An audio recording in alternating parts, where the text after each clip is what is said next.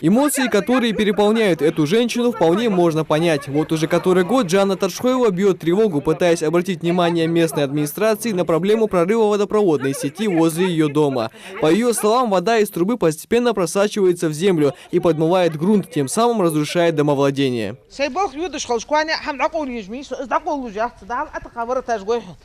Я шубе чуи, они осели, потому что грунт идет.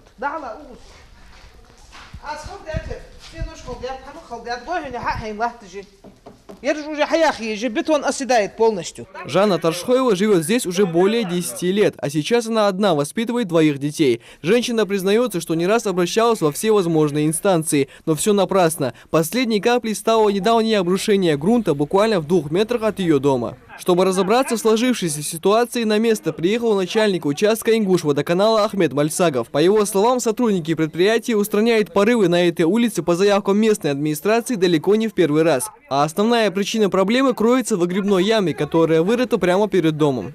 По санитарным зонам, по всем этим на улицу выходить и на улице сделать вот эту выгребные ямы, они запрещены, во-первых. Во-вторых, и от дома они должны быть минимум 5 метров. Минимум 16 метров глубиной.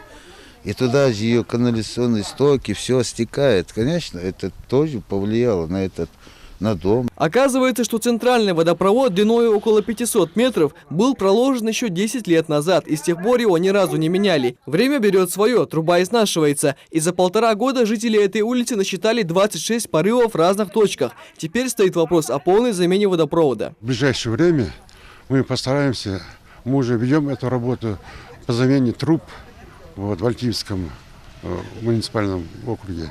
И я думаю, что мы эту проблему решим. То есть конкретно на этой улице будет замена трубы? Да, обязательно. Конкретно на этой улице будет, на других улицах будет. А теперь перенесемся в район центра КамАЗа на пересечении улиц Берда-Евлоева и Низами. Здесь вода, наоборот, никуда не уходит, а постоянно скапливается после дождей и снега, образуя целые озера и грязевые ванны посреди перекрестка. Проблема, которая вот уже более 10 лет беспокоит местных жителей, создает опасность не только для пешеходов, но и для автолюбителей. К примеру, неизвестно, насколько глубокая яма может скрываться в этой огромной луже. Более подробно про то, как обстоят дела на этих улицах, нам рассказали жители близлежащих домов. Они уже и забыли, когда в последний раз эта дорога была сухой. Летом лад, зимой лад, осень лад, весной лад.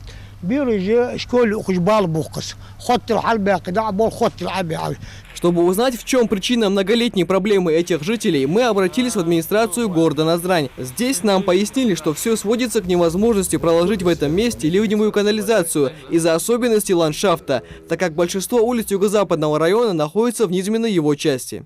Обратим внимание на эту улицу, то есть это у нас было запланировано ранее, потому как не первое обращение это с данных улиц. После замены части водопровода, там водопровод ветхий, после замены части водопровода, который у нас вложен в бюджет, и будут приняты меры по ливневым стокам. То есть это путем строительства поглощающих ям. Михаил Тангиев, Зураб Гайтов, Новости 24.